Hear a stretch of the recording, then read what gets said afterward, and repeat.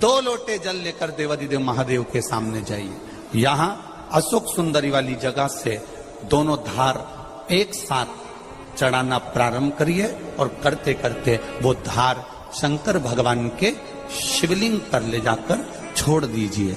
ये सावन के महीने के अगर आपने मात्र 7 दिन भी लगातार अगर ये धार आपने चढ़ा ली है तो देवादिदेव महादेव की कृपा से 3-4 महीने में सूचना आपको प्राप्त हो ही जाए। आपके घर के पास में जो शिवालय है भगवान शंकर का एक छोटा सा शिवलिंग है, मानो अगर दिल से तुमने मान लिया कि ये केदारनाथ है, दिल से तुमने मान लिया कि ये महाकाल है, दिल से तुमने मान लिया कि भीमा शंकर है, दिल से तुमने मान लिया कि ये मल्लिकार्जुन है, दिल से तुमने मान लिया कि विश्वनाथ है। जिस दिन तुम्हारा मन पर जा, श्रावण के महीने में जब तुम 2 लोटा जल चढ़ाने के लिए जाओगे,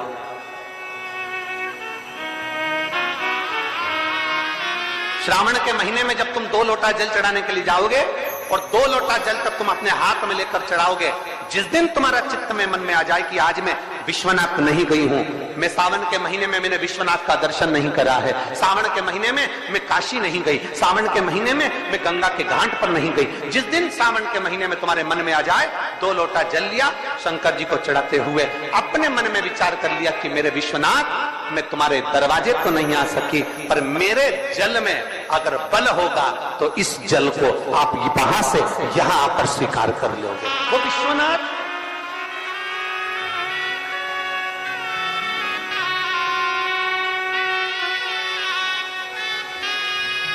पहला दिन लगे 2 लोटा जल चालू कर दो।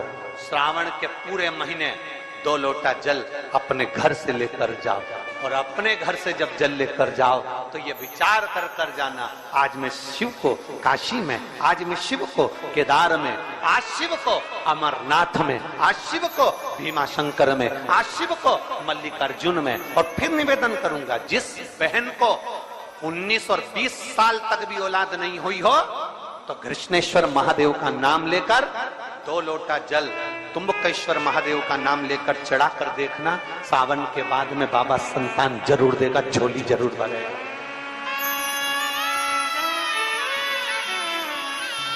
कहीं नहीं जाना, अपने नजदीक में, अपने घर के पास में, अपने मोहल्ले में, अपनी गली में, अपने चौराहे पर, अपने घर के पास में जो शिवालय हो, जो शंकर का मंदिर हो, वहां जाओ, 2 लोटा जल समर्पित करो और फिर निवेदन करूंगा, जल से ज्यादा जरूरी है मेरे भोलेनाथ जी के मंदिर की सफाई करना।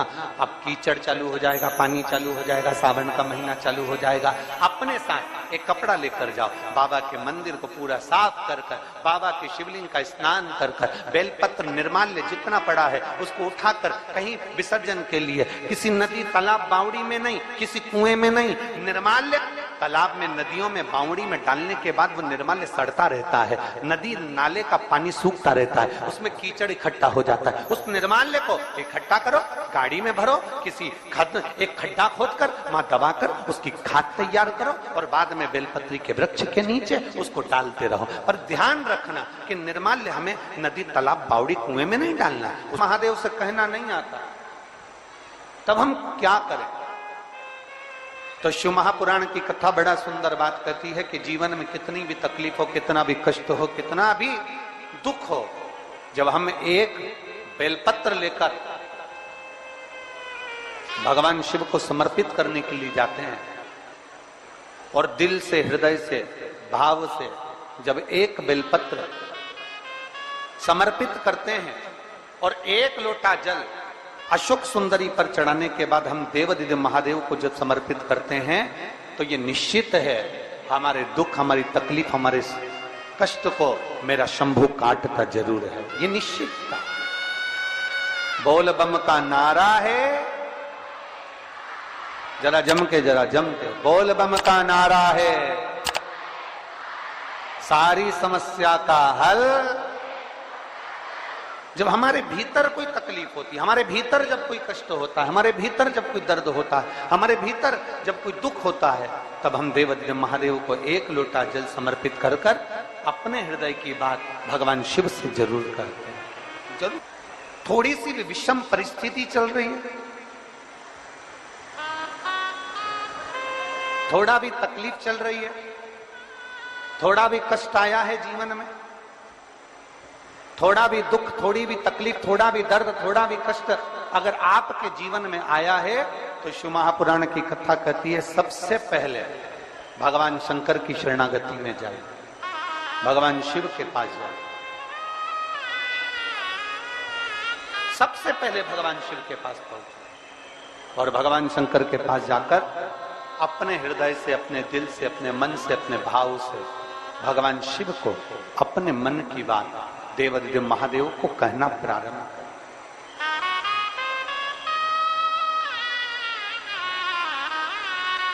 अपने भीतर जो संशय है, अपने भीतर जो संशय उत्पन्न हुआ है, अपने भीतर जो हम संशय में आए हैं, उस संशय को मिटाने के लिए, अपने भीतर के दुख को, अपने भीतर की तकलीफ को, अपने भीतर के कष्ट को मिटाने के लिए कहीं दूसरी जगह नहीं जाए।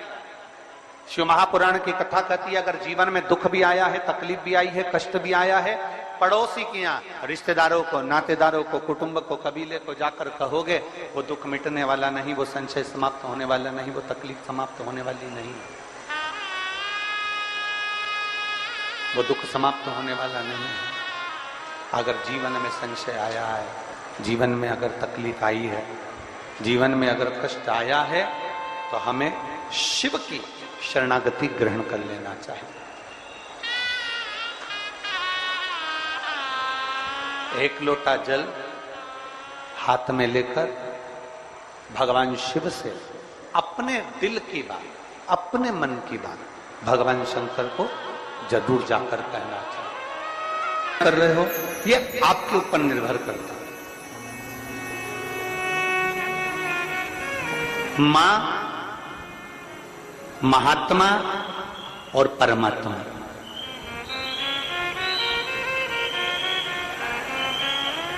एक मां, दूसरे नंबर पर महात्मा और तीसरे नंबर पर जम के बोलो जरा, अच्छे जम के बोलो, परमात्मा। ये तीन आपको देखते तक नहीं, फिर भी अपना पूरा प्रेम, अपनी पूरी वात्सल्यता, अपनी पूरी करुणा, अपनी पूरी उदारता ये आपके ऊपर उंडेल देते हैं। कौन कौन? जम के बोलो जरा। पहले नंबर पर आवाज नहीं आई, जम के जरा। मां, दूसरे नंबर पर महात्मा और तीसरे नंबर पर परमात्मा। जब बच्चा गर्भ में आता है, मां उसको देखती नहीं, मां ने उसको देखा नहीं। जब बच्चा गर्भ में आया, जब बच्चा गर्भ में पहुंचा, तो मां ने उसको देखा नहीं, मां उसको देखी नहीं। बच्चा जब गर्भ में आता है तो मां ने उसको देखा नहीं होता है। बच्चा जब गर्भ में आता है तो मां उसको निहारी नहीं होती है, पर मां अपनी पूरी करुणा, अपनी पूरी उदारता, अपनी पूरी वात्सल्यता, अपना पूरा प्रेम मां उस बच्चे को दे देती है। पूरी करुणा दे दी मां ने, पूरी ये हैं शंकर के भक्त, ओघड़दानी के भक्त, शंभू के भक्त, त्रिकालदर्शी कैलाशी के भक्त।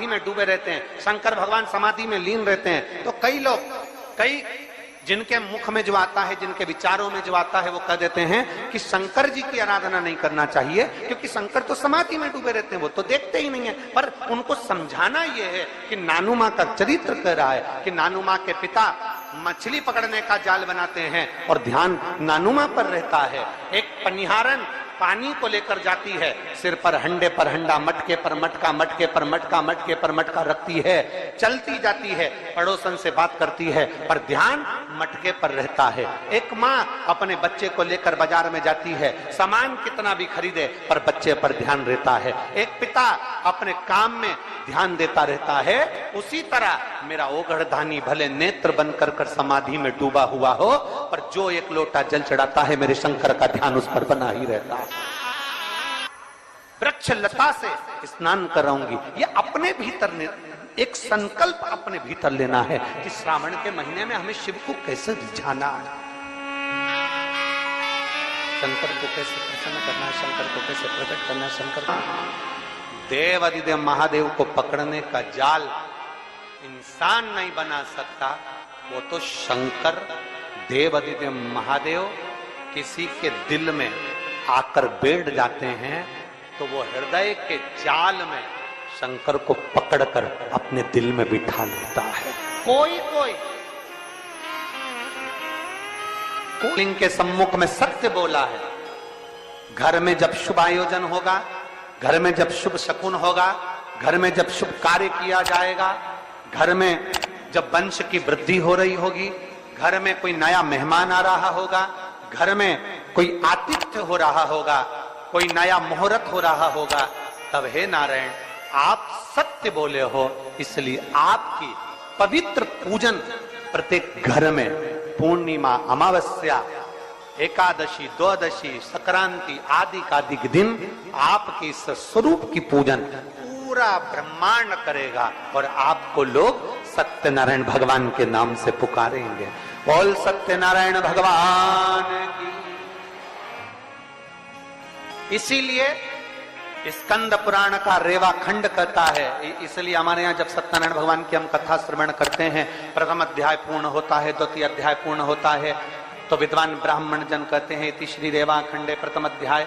तो ऐसा रेवा खंड में से भगवान सत्यनारायण के सुंदर स्वरूप का वर्णन आता है, शिव महापुराण में से भगवान सत्यनारायण के स्वरूप का वर्णन आता है, भगवान शिव की पवित्र कथा का वर्णन आता है, भगवान शंकर के सुंदर स्वरूप का वर्णन आता है और भगवान नारायण का एक नाम सत्यनारायण।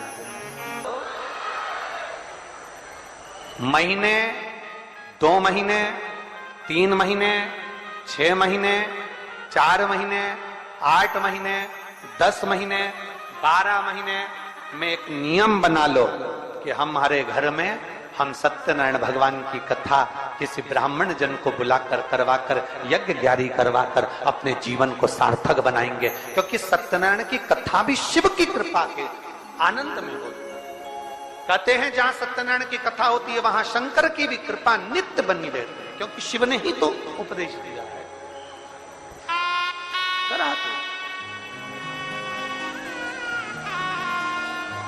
हमारे यहाँ तो माताएं बड़ा सुंदर सुंदर भजन भी गाती हैं। सतना पर चढ़ेगा पर शिव पर कभी नहीं चढ़ेगा, कभी नहीं। गौ माता तू झूठ बोली है मेरे सामने, तेरा पूरा शरीर पुजाएगा। कन्यादान, वस्त्रदान, मुद्रादान, स्वर्णदान, अन्नदान, सारे दान आगे से होंगे, पर गौदान पीछे से होगा। गाय की पूंछ पकड़कर किया जाएगा, क्योंकि तू झूठ बोल गई मेरे सामने।